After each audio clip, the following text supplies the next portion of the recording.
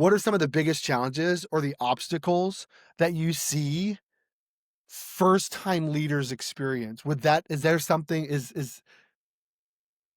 Yes. No, there yeah, it's definitely in there, but and they're very common. So, I did a leaderboard to leadership survey, I think back in 2021, and I share some of the data in there. But again, there was no data on frontline sales leaders. I tried finding it. There was it was now there's been a little bit more Mhm. since then, but there was nothing, and that shocked me. So I had to do my own research.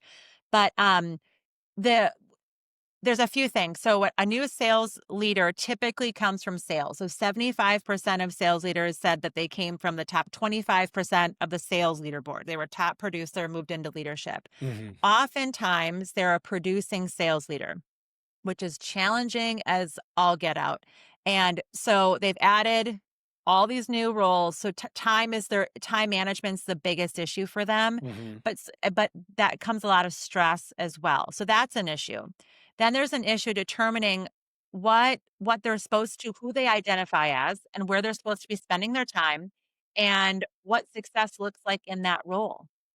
And that Mhm. transition, it's not a natural thing to sit and reflect or actually think about it or what brings you results or how to utilize your strengths now in a different role where it's different rules of engagement. So figuring that out, that's a huge issue.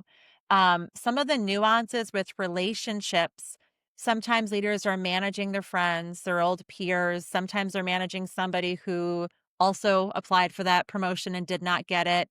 Sometimes folks are promoted into leadership and they weren't top producers and people are going, "What street cred do you have?" It's like Sure. there's a lot of nuance there. And um but there's also a lot of things that sales leaders have working for them as they're new. And so I would just invite sales leaders to get curious and to most of us don't do this well. This is why we need feedback from other people, but to really consider, okay, where am I? Where am I going to do pretty well at here? What should I lean into? And what might be some blind spots? What might be some areas to work on?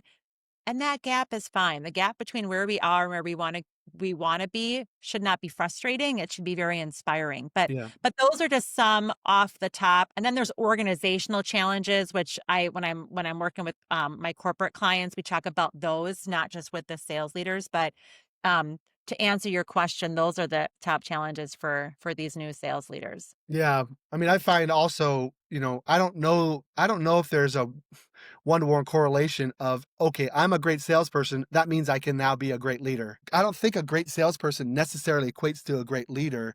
How do you help someone like let's just say I'm a top salesperson, which I have been, and now I'm moving into a leadership role.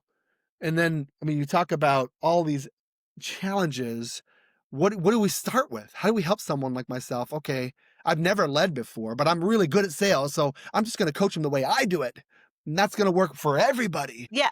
Yeah, no, no, it's totally true. It's totally true. And it's not done sometimes it's done out of ego, but for the most of the time, these top performers who become salespeople, it's out of good intentions that they say, I'm gonna teach them the way I did it because I know that works. Mhm. But that's a very small sample size.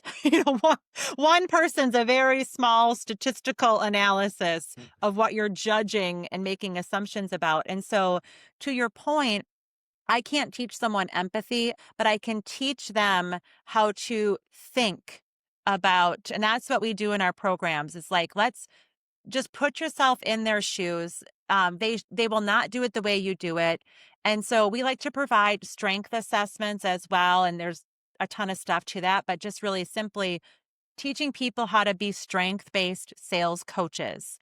And they salespeople get this when you make the correlation to you sell to someone the way they want to buy. Great salespeople naturally do that. Do the same thing.